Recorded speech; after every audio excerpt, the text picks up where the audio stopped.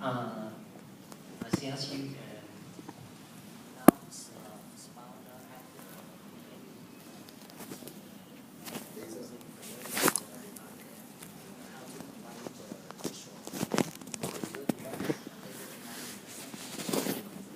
kind of technologies? What kind of technologies?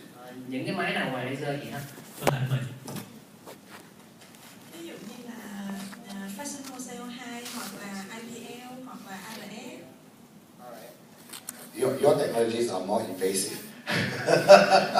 So usually công nghệ của chị rất là đắt.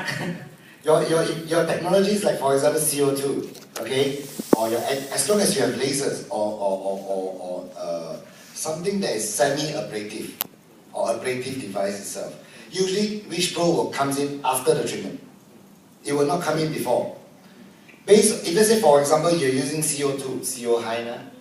CO2 itself, after your CO2, your first thing that you can do is to use your calming and hyaluronic acid.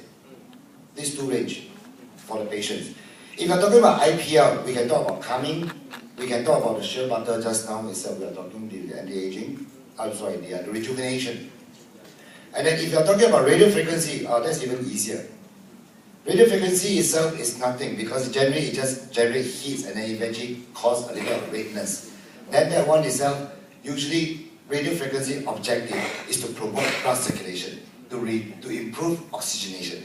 If you're going to use you spend so much time to increase the blood circulation and then you suddenly pour another water on it, you're trying to destroy the heat or destroy the blood from circulating, then eventually it will be a bit of waste of effort. So generally for radio frequency, after you finish, I will tense, while the skin is still raw and sponge, then I will add in what other effect the patient requires. For example, I can add in the repairing, I can add in the whitening, or I can add in the collagen infusion, all these things I can do it. But my objective is not to calm down the redness or calm down the blood circulation so called.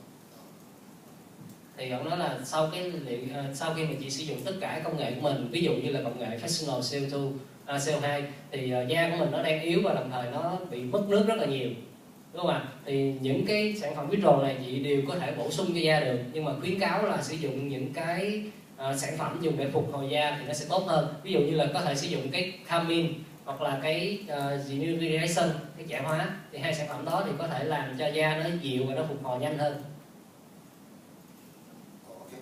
Now, there's something. Okay, sorry.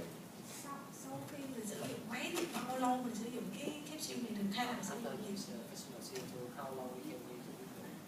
Okay, after CO2 laser itself is immediate. Immediate usage. Because after CO2 lasers, you usually use cryo. If not, you use a mask. Your objective to calm down the inflammation. So therefore, with the calming milk itself, you still can do it.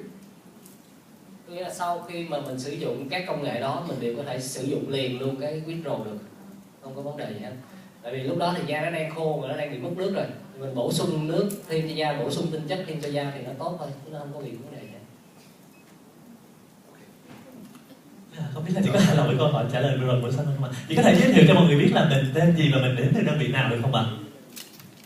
Em tên là Phương Hằng, đến từ Sweet Case 3 quận 3. Cảm ơn câu hỏi của chị rất nhiều. Vâng, thưa quý vị, chúng tôi vẫn còn rất nhiều phần quà đặc biệt cho những khách hàng. Vâng, tôi đã thấy một cánh tay giơ lên rồi. Xin chào chị có thể giới thiệu mình tên gì và mình đến từ đơn vị nào được không ạ? Nice to meet you. Em tên là Diễm Phúc Spa ở Tây Ninh.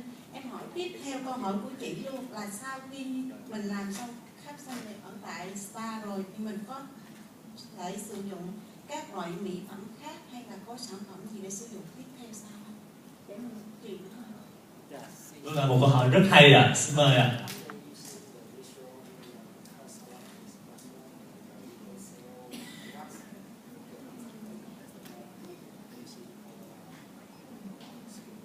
Oh, that one is very easy. To me, it's very easy. Whatever you have, all right, whatever you carry in your salon itself, the products, you still can continue to sell because whatever treatments that you do, you still need maintenance.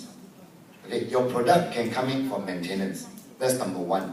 Two, we even have our own home care. Like for example, if your patients come to do pigmentation, let's say whitening, all along you have been using peeling, or all along you have been using a product for them to apply so that it will exfoliate, it will peel off.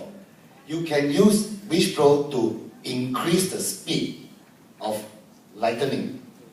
And then using your product, whereby the patient already buy or customer already buy from you as a maintenance, okay, to continue the lightening effect. Okay. Now, if you have products that is for treatment, and then if you're going to invest on Wish Pro again, you will think that, oh, it's a crash. I have to sell my product because I got to commit per month, and then now I buy Wish Pro, I still got to commit and do something. Now, you don't have to worry. Okay, you just have to tell me what kind of treatment you have, and then from there, I will be able to tell you what kind of the right mix of capsules to go along with your existing treatment. That means, in other words, we call value added. From paying you 100 US, with Wish Pro, they top it up another 50 or 60 US, all right? Then they will have a better effect, or so-called a longer effect. That's how I always do. That's how I always use value added service. Ông Saban cũng trả lời câu hỏi của chị là chị có thể sử dụng bất cứ cái sản phẩm nào của mình hiện tại đang có ở salon, sau khi đi sử dụng Wish rồi có thể bán về nhà cho khách sử dụng đều được hết. Tuy nhiên đối với những cái làn da mà cần phải điều trị sâu, ví dụ như làn da bị hư tổn hoặc là làn điều trị nám, thì chị nên sử dụng sản phẩm về nhà của Wish Pro. Tại vì sản phẩm về nhà của Wish Pro nó sẽ giúp đẩy nhanh cái quá trình điều trị hơn, và đồng thời phục hồi cái làn da nhanh hơn. Tại vì nó cùng thành phần với lại cùng công dụng thì nó sẽ đẩy nhanh hơn và thẩm thấu sâu hơn. Đó. Thì nếu như mà chị ông nói là nếu như mà chị lo ngại cái vấn đề là tôi phải bán sản phẩm của tôi, rồi tôi phải bán sản phẩm của Wish rồi hay là gì đó, thì ông nói là chị có thể đề nghị ra là ở spa của chị đã có bao nhiêu liệu trình rồi, thì ông sẽ chỉ cho chị là những cái liệu trình nào có thể kết hợp được với Wish Pro và bán những sản phẩm của bên chị. Any other questions? I missed out one more, before we ask for more questions, I missed out one more important point. This handle itself is wireless.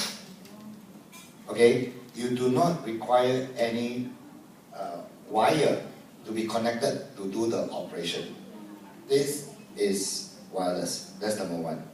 Number two, this is wireless charger.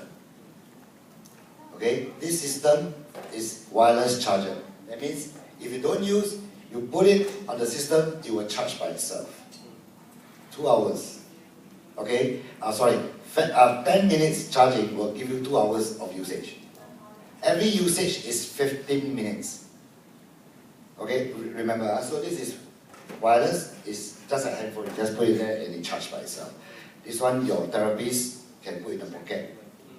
They can carry along with them anywhere they want to go. All right. Number three, if let's say every capsule will give you a 15 minutes duration, a lot of devices when you start on dialogue cannot stop because 15 minutes countdown, correct? But for this system, you don't worry. You can just pause it. Let's say you use 5 minutes, then the patient want to go to the toilet. Then how? Let them go, because when you pause the system, it will stay there in 10 minutes, countdown. Then when the patient comes back, you activate back again, you will continue to use. So therefore, the patient enjoy the full 15 minutes treatment. And it's very hygienic, because all capsules are individual. Once you finish, you throw. Alright? So therefore, it's my capsule. That means we call it my capsules. Okay, we don't share. Thì ông nói là cái quan trọng, cái máy này ông muốn chia sẻ với mọi người là máy này dùng hoàn toàn là không có dây nhợ gì hết nha mọi người. Toàn bộ là đều sử dụng công nghệ sạc không dây. Khi mà chúng ta sử dụng, chúng ta sạc 10 phút thì chúng ta có thể sử dụng được 2 tiếng đồng hồ. Thì khi sử dụng xong quý vị chỉ cần cắm vô về nó tự sạc, cắm vô về nó tự sạc, tự động nó sẽ sạc. Và khi quý vị sử dụng xong thì những cái nhân viên của quý vị có thể bỏ trong túi áo và có thể đi bất cứ nơi nào để có thể sử dụng được nó. Chỉ cần sạc có 10 phút là xài 2 tiếng. Đó với cái handy này. Và đồng thời thì mỗi một cái đầu dưỡng chất, mỗi một capsule này, những cái đầu dưỡng chất này chỉ có tác dụng sử dụng trong 15 phút thôi. Mình muốn làm hơn nó cũng không được.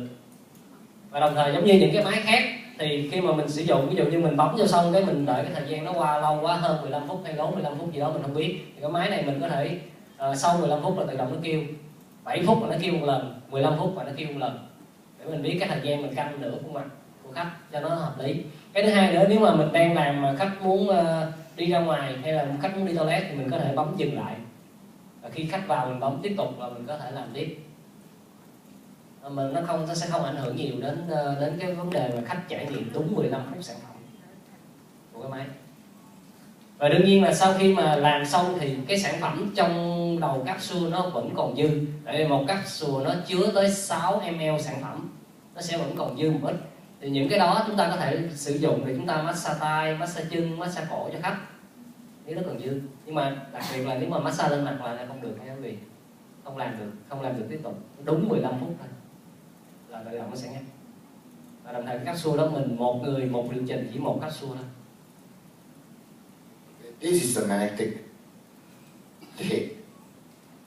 Alright, so before the activation of electrical current is already a magnet. So imagine if we plus electrical current itself, that's how powerful it is. So this is a 4. Alright? Nó có lực từ trường, những cái này nó có lực từ trường. Any other questions? Yes. Còn Xin mời chị.